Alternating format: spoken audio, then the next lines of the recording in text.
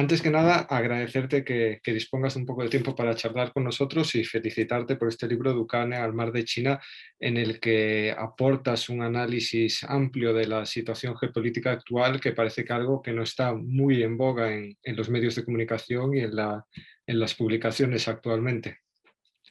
No, lamentablemente la propaganda y el discurso político ha aplastado cualquier posibilidad de debate inteligente y ahora estamos como en el 1984 de Orwell. Es decir, solo escuchando consignas, discursos prefabricados y la muerte de la inteligencia de forma total. Por desgracia, sí es. Hablas a lo largo de este título de una especie de que nos encontramos en un impasse, en un cambio de ciclo. No sé si podrías darnos unas pinceladas breves para señalarnos cuáles son los riesgos de este cambio de ciclo y quiénes son los actores que le están llevando a cabo. Tenemos que situarnos en el origen, que es la Segunda Guerra Mundial, cuando se destruyen los imperios coloniales. Ya eso marca un cambio radical en el mundo porque se pasa de un grupo mínimo de estados. Recuerda que Naciones Unidas fue fundada por 51 países y hoy tiene 193 miembros. Y esto ya da lugar a un proceso lento de transformación del mundo en el que las antiguas colonias pasan a ser protagonistas y se inicia en el mundo grandes cambios que, digamos, se mantienen contenidos, retenidos por el fenómeno de la Guerra Fría y el mundo bipolar, pero que al suicidarse o ser destruida la Unión Soviética, este mundo bipolar desaparece, pero no para dar paso a un mundo unipolar, sino para dar lugar a un proceso en el que las fuerzas que estaban contenidas, retenidas y autolimitadas por la bipolaridad empiezan a moverse y se da lugar a un proceso lento pero sostenido de cambios en el mundo que Estados Unidos y la OTAN intentan detener con una serie de guerras, que es el intento desde Estados Unidos de crear un mundo a su medida, en lo que se llamó en Estados Unidos el New American Century, es decir, el nuevo siglo de Estados Unidos, el siglo XXI como el siglo de la hiperpotencia estadounidense y del mundo sometido a ellos. Pero esto es una ficción que dura una década y durante ese periodo empiezan a darse fenómenos que antes no se veían por este mundo bipolar, que es la emergencia de China como una superpotencia económica y comercial y ahora tecnológica, científica, militar, la emergencia de India como una gran potencia con vocación de ser sujeta de la sociedad internacional, y otro fenómeno determinante que es el resurgimiento de Rusia después del desastroso gobierno de Boris Yeltsin y su conversión en una piedra angular del proceso de cambio. Porque este proceso de cambio tiene, digamos, casi una fecha de nacimiento, que es el año 2001, que no pasó lo que esa famosa película de Arthur, basada en la novela de Arthur Clarke, sino que es el año en el que se funda la Organización de Cooperación de Shanghái, que es a su vez la visión exterior del mayor fenómeno de nuestro tiempo, que es la alianza entre Rusia y China.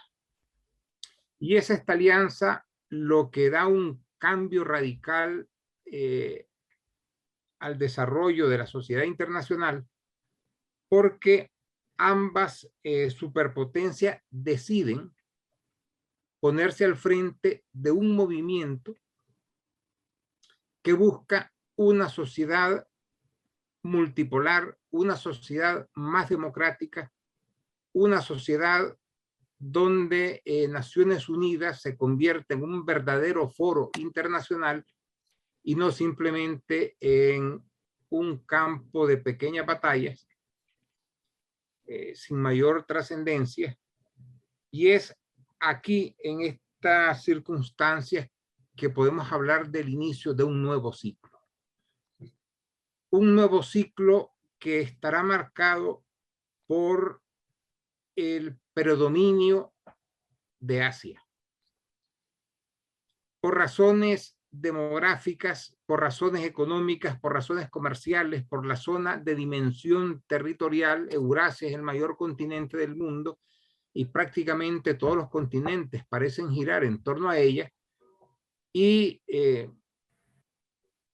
tómese en cuenta para entender esto que los grandes sujetos de este movimiento son Rusia, que por la estupidez europea se ha convertido en una potencia más asiática que europea, China, India, pero también no olvidemos a sujetos llamados a ser potencias regionales en este mundo multipolar, como Irán, también como Indonesia. Y entonces vamos a encontrar que el grueso de los países que están en este proceso de cambio mundial son países eurasiáticos, ¿ya? Con una demoledora presencia asiática, y en el que pues habrá que aceptarlo, y si no se acepta, pues habrá una guerra y otra guerra y otra guerra hasta que las cosas se diriman como han solido dirimirse hasta ahora, pues, con un puñado de vencedores y otro de perdedores. Pareciese que cuando se puso fin a la llamada Guerra Fría y tras la Segunda Guerra Mundial, Occidente, especialmente Europa y Estados Unidos, parecían plantear encima de la mesa un mundo en el que el uso de la fuerza no volviera a resolver los conflictos, pero desde ese momento Europa ha impuesto una especie de muro con todo lo que tuviera que ver con ese eje euroasiático del que nos hablabas. No sé qué responsabilidad tiene Europa y especialmente Estados Unidos a la hora de potenciar la alianza entre Rusia y China, y especialmente a la hora de apartar a Europa de un socio que parecía muy evidente como es Rusia. Bueno,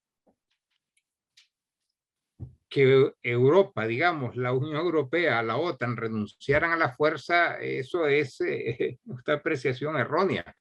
Recordemos que desaparecida la Unión Soviética, los europeos se quitaron su mascarita de cordero, que no era más que miedo terrible al poder militar soviético, y volvieron a las andadas. La guerra de agresión contra Yugoslavia, las guerras contra Irak, la invasión de Afganistán, la destrucción de Libia, el intento de destruir Siria. Es decir, es un récord impresionante si tomamos en cuenta el breve espacio en el que se dan una tras otra estas guerras. Estas son guerras profundamente imperialistas. Quieren reconstruir el mundo liquidando a los últimos gobiernos aliados de la desaparecida Unión Soviética. Porque no olvidemos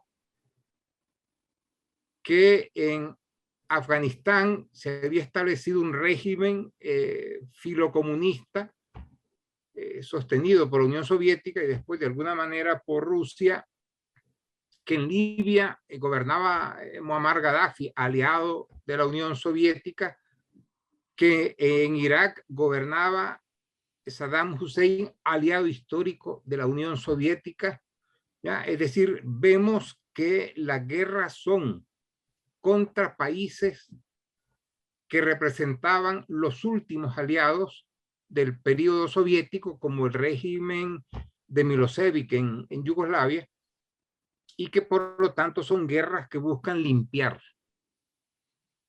de enemigos el panorama para dejar un mundo monocolor, de gobiernos, pues, de los que gustan a Estados Unidos, de títeres obedientes, pues tipo Somoza, Pinochet, Videla, criminales y todo lo demás, pero obedientes.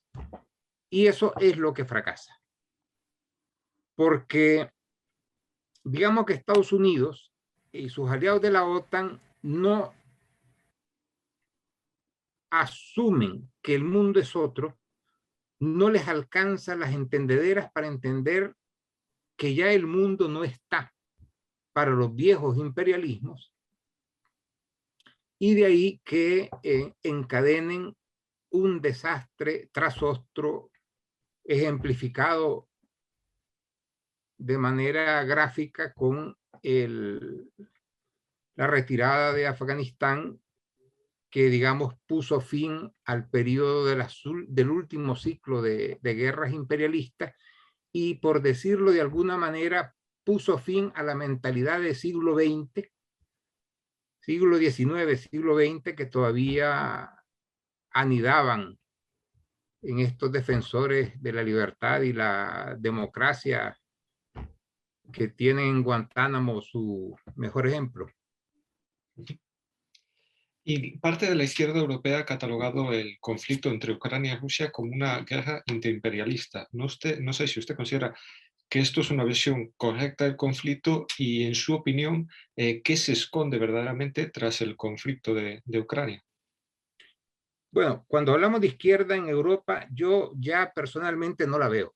Es decir, creo que la izquierda europea ha dimitido, ha desaparecido, se ha refugiado en 4 viejos clichés y ha demostrado una arteriosclerosis tan grave que es incapaz de entender un fenómeno tan evidente como la multipolaridad, que ha sido incapaz de entender el declive profundo de Europa, y más todavía ha sido incapaz de entender que están haciendo un nuevo mundo y que la guerra en Ucrania es resultado de eso que dicen que dijo Gramsci, que yo nunca he logrado localizar en un libro de Gramsci, dicho sea de paso, de que lo nuevo no acaba de nacer y lo viejo no acaba de morir, pero es una guerra entre el pasado,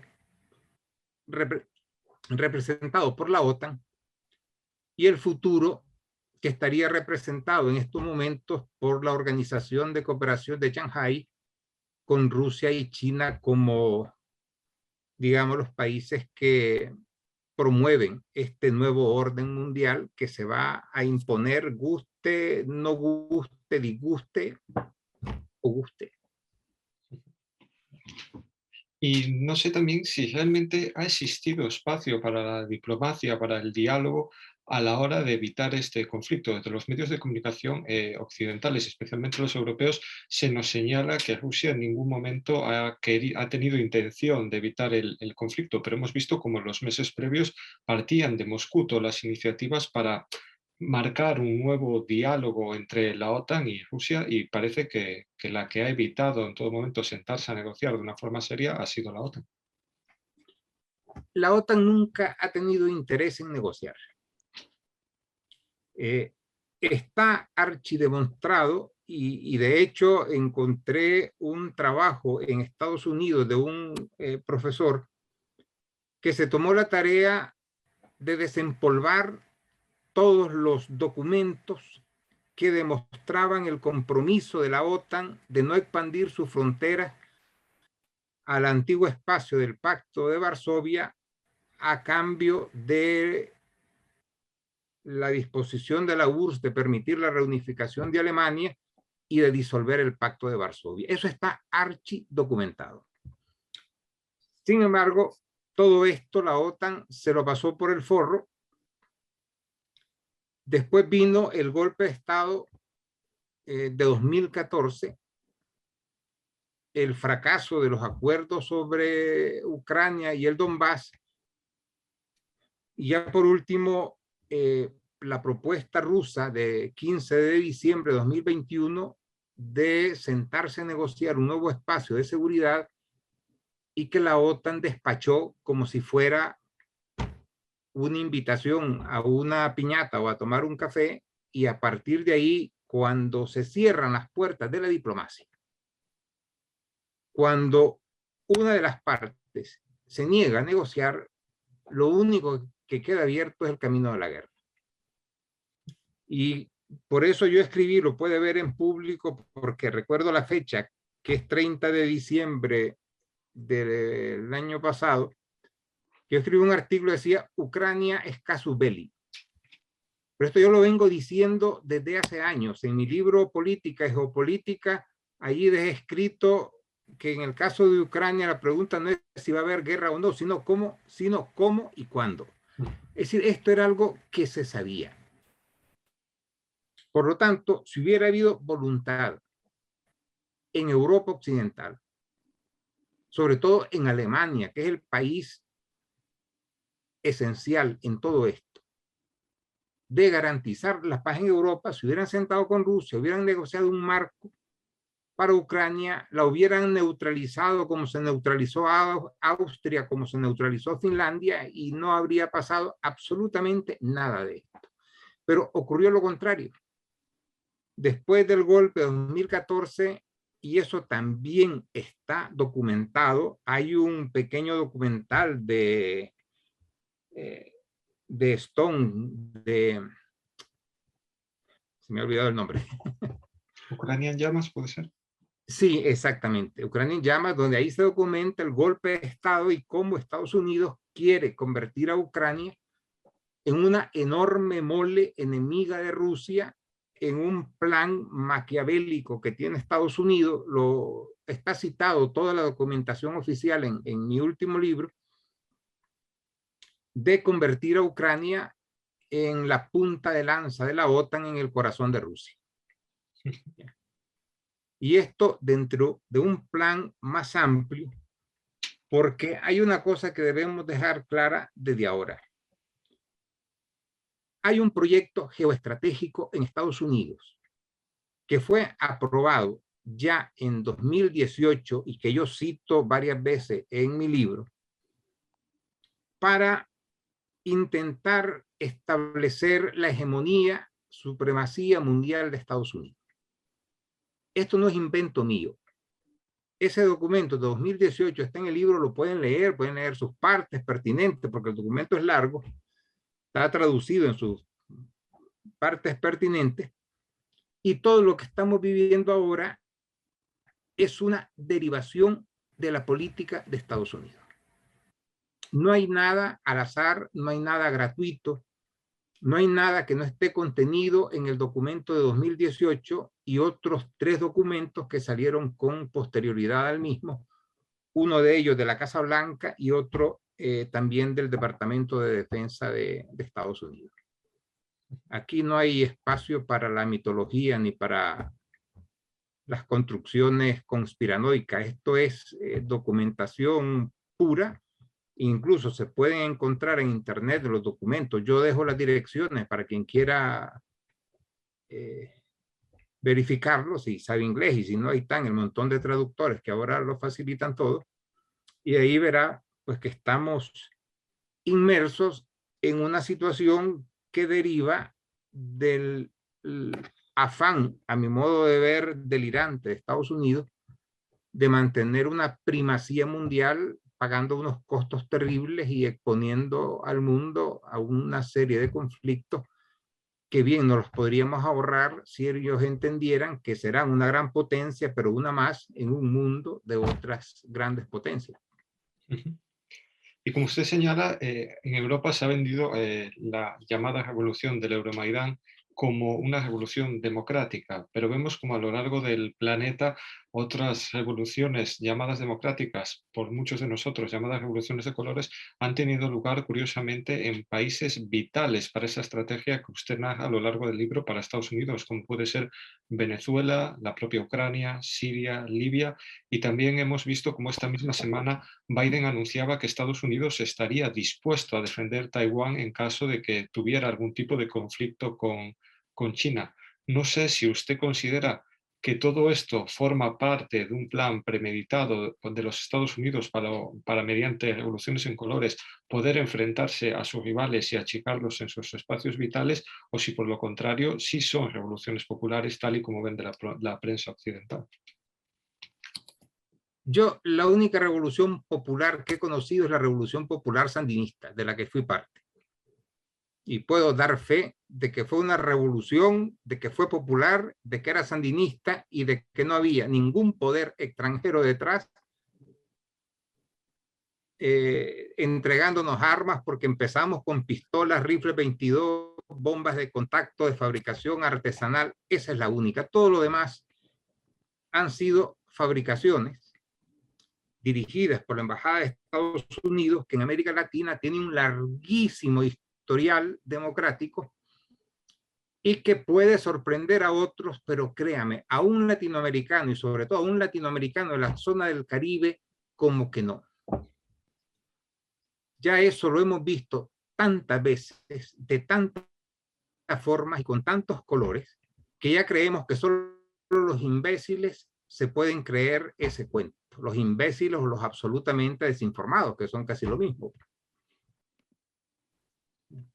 No sé si atendiendo a esto tendría sentido cuando Rusia simplemente pedía que se viera garantizada su área de influencia propia. Desde la izquierda europea se vendió que esto era como una imposición de Rusia hacia la libre voluntad de esos gobiernos e incluso como una agresión a la OTAN. No sé si usted considera que esta petición tenía sentido. Vamos a ver.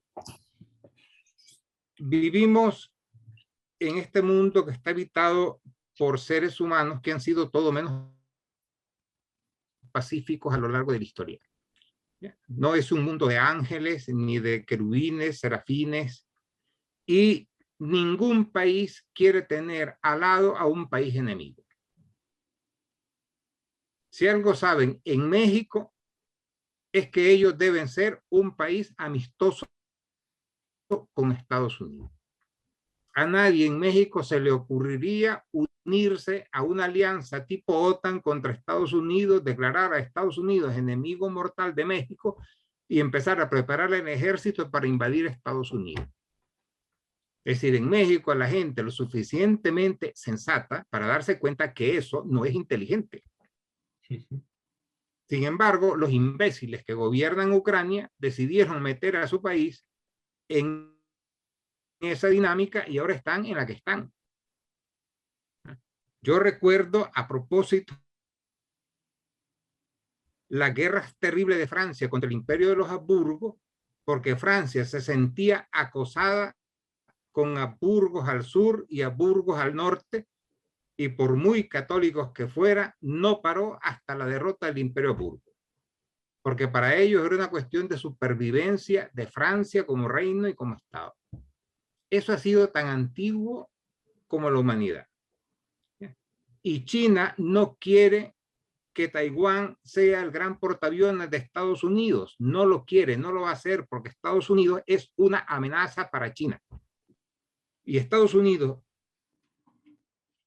tiene China rodeada de bases militares que van desde Corea del Sur hasta Singapur en una primera línea de fuego, pasando por Japón, Taiwán, Filipinas, y una segunda que yo también ahí las describo ampliamente en el libro, que parte de Alaska y California, va por las islas Hawái, la isla Wake, la isla de Guam, y llega hasta Australia. Esa es la realidad. O sea, que alguien no quiera verla es otra cosa. Pero que esas dos líneas de fuego están montadas porque Estados Unidos lleva 2 décadas preparándose para la guerra con China es otra cosa. ¿Ya? Y por esa razón, China decidió convertirse en una superpotencia naval, porque la batalla por los mares de la China oriental y occidental será eminentemente una guerra naval, aunque sea por el hecho simple y beneficioso, muy beneficioso para China, de que Estados Unidos está a 12.000 kilómetros. ¿Ya? Y la gente debe plantearse eso, es decir, ¿qué hacen los barcos de Estados Unidos navegando frente a las costas chinas? ¿Dónde están los barcos chinos navegando en el Golfo de México? Ujú, totalmente. Y no sé si considera que en este papel de árbitro mundial que siempre ha querido ejercer los Estados Unidos, Afganistán parece ser una clara señal de alerta que nos hace indicar que Washington no puede seguir llevando a cabo ese papel y al mismo tiempo garantizar la prosperidad y cierta estabilidad interna. Hemos visto como en los últimos meses o incluso años la crisis económica y también diferentes conatos de revueltas sociales se han visto en el interior de los Estados Unidos. No sé si usted augura que esto podría traer mayores problemas para el gobierno estadounidense. Bueno, esa es una cuestión que yo también señalo en el libro, es decir, Estados Unidos está sobredimensionado. Su poder económico ya no tiene los recursos para mantener su enorme despliegue militar y lo que está haciendo es tirar de la maquinita del dólar, pero ahora está haciendo otra cosa y eso también aparece en este documento de 2018 y en otros posteriores. La decisión de Washington de exigir a sus aliados que asuman una parte importante del gasto. Por esa razón fue que en 2018 el entonces presidente Donald Trump vino a Europa a regañar a todos los socios de la OTAN y a decirles que debían aumentar su gasto militar porque Estados Unidos no iba a seguir corriendo con todo. Y eso mismo le ha dicho Estados Unidos a Corea del Sur, se lo ha dicho a Japón, se lo ha dicho a Taiwán y ahora a Australia, que ha sido elevada de rango como el gran país retaguardia dentro de la nueva estrategia de hegemonía de Estados Unidos. Todo eso está documentado para quien quiera enterarse. Uh-huh. Y también señala en el libro que a Estados Unidos nunca le ha gustado participar solo en los diferentes conflictos. Por eso es que estamos viviendo una especie de guerra por fraguar alianzas con países como pueden ser China o la propia Argentina, y también al mismo tiempo no sé si considera que, teniendo en cuenta esta situación, la izquierda europea o la clase trabajadora europea debiera de ejercer una labor más activa a la hora de mostrar su rechazo a estos planes imperialistas de Washington que principalmente parecen llevar a la ruina en primera instancia a la propia Europa y a su clase trabajadora. Bueno, Estados Unidos no es un país que aguante muchas bajas. La guerra en Corea terminó con 60 y pico mil bajas y la tregua. De Vietnam se retiraron con 67.000 muertos, en Afganistán fueron 4.000 y pico. La sociedad estadounidense no tiene psicología para soportar muchos muertos. Por eso es que Estados Unidos tiene muchas guerras y muy poca victoria. Porque, claro, las guerras se hacen no bombardeando. Bombardeando tú destruyes todo y si quieres lo puedes convertir en una planicie como el Sáhara. Pero para conquistar un país tú tienes que ocupar el territorio. Lo tienes que ocupar metro a metro y defenderlo metro a metro. Y eso Estados Unidos no lo aguanta. Es decir, nadie en Estados Unidos se imagina que participe en una batalla como la del Marne en la Primera Guerra Mundial, donde en un solo día morían 50.000 soldados. Eso está fuera de guión. Y por eso mismo Biden, cuando se metió en la locura de Ucrania, lo primero que dijo Estados Unidos, no participaría en una guerra. Participar en una guerra es enviar a 500.000 de soldados, ¿sabes? Y entonces el día que ocurra eso, porque entiéndeme una cosa, desde Vietnam, que con 67.000 muertos dejó un trauma que pobrecito los estadounidenses, 67.000 muertos, fíjese, en 10 años de guerra, que se suprimió el servicio militar. Y no hay ahora a nadie que se le ocurra, si quiera ganar una elección, aunque fuera alcalde, que se le ocurra proponer el restablecimiento del servicio militar. De manera que tendrían que ir a la recluta voluntaria y va a ver la cantidad de voluntarios que van a salir, ¿sabes? Así que no sería y en mucho. cuanto a la izquierda y a la clase trabajadora de Europa, pues no sé dónde están. porque yo no las he visto en ninguna parte. Por desgracia, es un sentimiento que compartimos aquí los restos de la izquierda no organizada, digamos, de forma dentro de partidos. Parece que todos nos preguntamos qué debe surgir para que volvamos a movilizarnos y especialmente ocupar las calles. Mira, yo escribí un artículo que salió en público hace meses, en el que yo planteaba que ahora la izquierda debe crear nuevos paradigmas. Que ya esa izquierda que viene del siglo XIX, que se empapó en la lucha de clases, etcétera, eso ya es pasado. Este es un mundo que tiene muy poco que ver con eso. Ya los parámetros son otros. Y por ejemplo, una seña de izquierda ahora debe ser luchar por la multipolaridad. Debe ser internacionalista en todo el sentido de la palabra. Porque los cambios no van a llegar por vía interna en los países durante mucho tiempo, mucho menos en Europa. Van a venir como resultado de un cambio profundo en las estructuras de poder mundiales.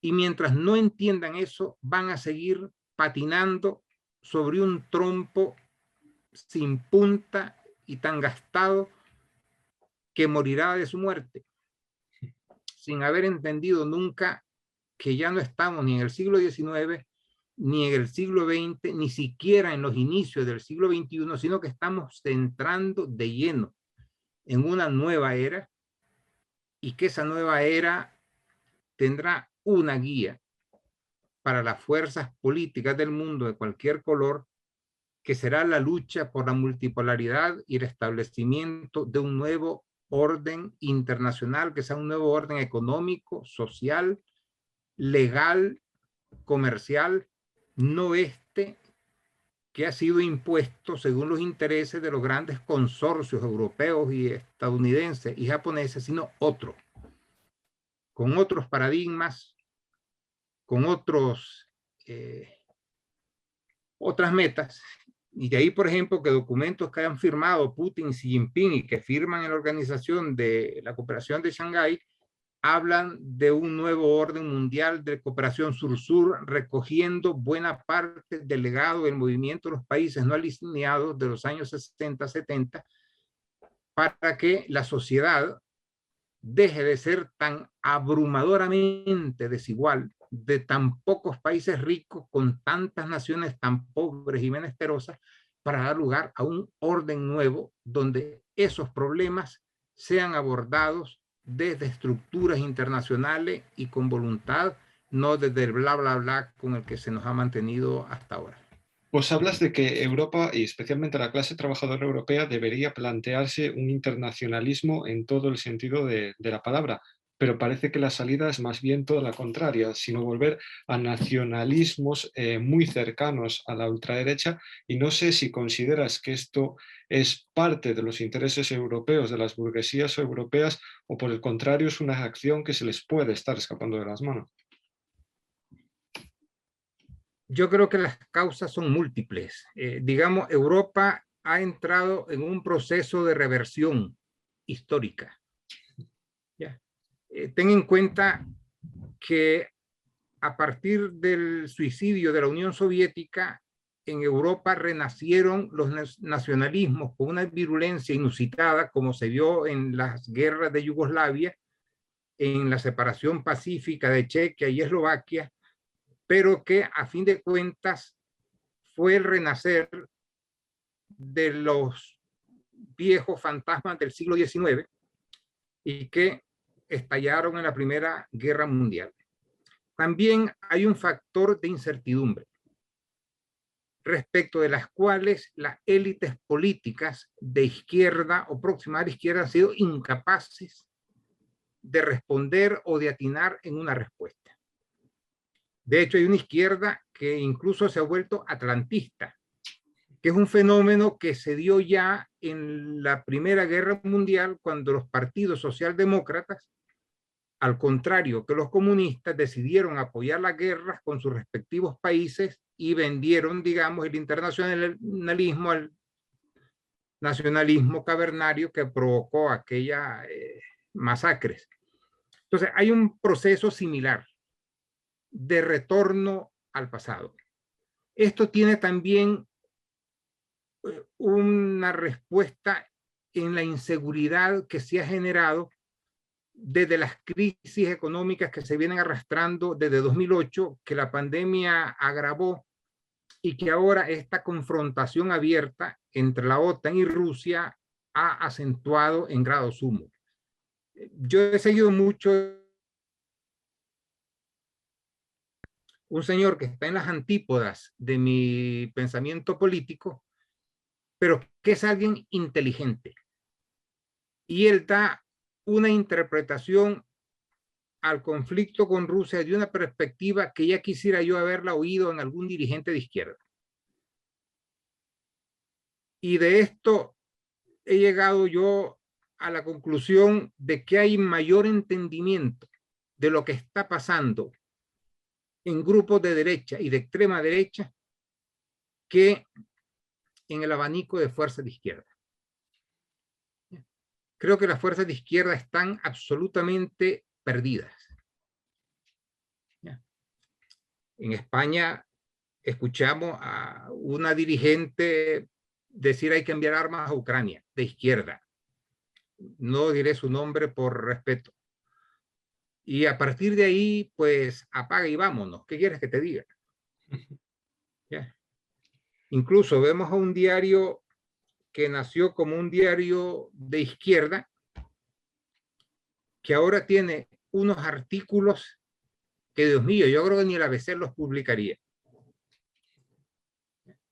Y entonces, en medio de ese abandono del análisis responsable, de la búsqueda de explicaciones desde perspectiva de izquierda, pues todo el terreno está quedando prácticamente a la derecha. ¿Qué es lo que está viéndose en Italia? ¿Qué es lo que se está viendo en Europa Central? Porque simplemente la izquierda siguió el camino de la Unión Soviética y se está suicidando en masa. Por desgracia, parece que así es.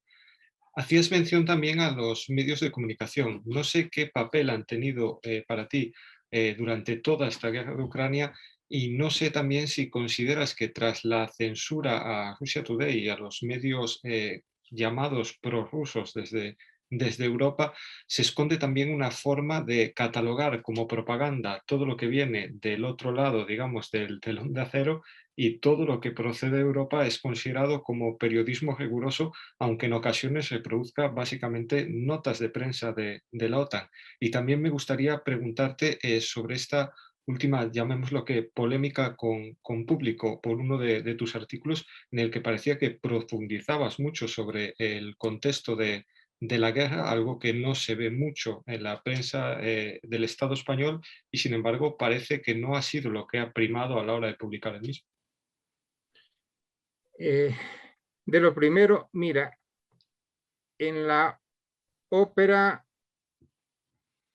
de los 10 centavos de Bertolt Brecht, el Maki pregunta, ¿quién te paga? Y uno de los fenómenos que para mí son la negación más evidente de los sistemas democráticos es la concentración de los medios de comunicación en muy pocas manos.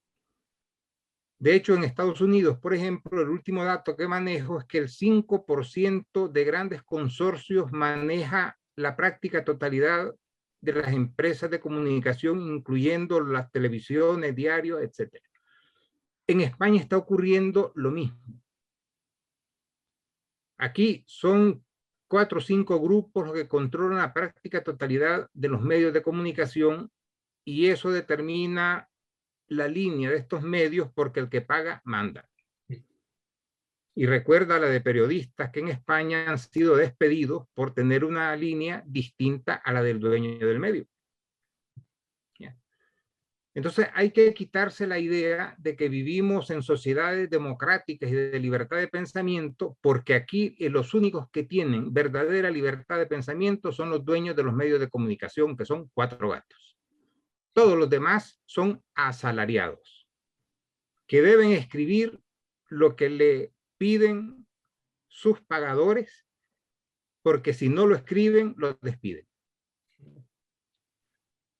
Y en mi caso, ¿qué quieres que te diga?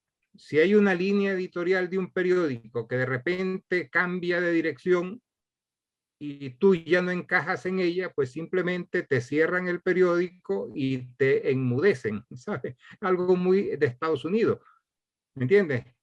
Noam Chomsky es una persona muy conocida, más conocida fuera de Estados Unidos que dentro, con mucha prédica, etcétera, pero a él no le publican nada en Estados Unidos. Hay 2 maneras de combatir la libertad de expresión. Una es echándote preso y la otra es cerrándote los medios para que tú no accedas a ninguno. Y te queda la alternativa que hay en Inglaterra, en el Hyde Park, que hay una esquina ahí donde tú te subes a un banco y puedes ahí despotricar contra quien te dé la gana durante 5 minutos y después te vas a tu casa a tomar el té con tu mujer, si acaso la tienes, ¿verdad? Parece curioso que tampoco voy a citar nombres, pero de periodistas que huyeron de Rusia por la malvada censura, pero ahora aterrizar en el Estado español y encontrarse con otros tipos de censura como la que tú señalas, parece que ya no incomoda tanto, que pueden vivir con ella. Mira, hay un libro de Noam Chomsky que habría que resucitarlo, que se llama Ilusiones Necesarias, el control de pensamiento. Ya, entonces hay que volverse a leer, porque yo llegué a ese libro a raíz de un caso que me tocó a mí muy directamente cuando la guerra en Centroamérica, y es que casi al mismo tiempo mataron en Polonia, no sé si asesinado, ejecutado, cómo, porque hubo tanta información y manipulación sobre el tema, mataron a un sacerdote católico, el padre Popieluszko, y aquello fue una campaña virulenta y feroz contra el régimen comunista polaco, Unión Soviética, etcétera, pero tan abrumadora que atontaba. Bueno, por esas épocas asesinaron en El Salvador a 4 misioneras católicas Merignol, algunas de las cuales yo conocía porque el canciller sandinista Miguel de Escoto era sacerdote de Merignol y ella llegaba muchas veces a su casa y estaba yo ahí.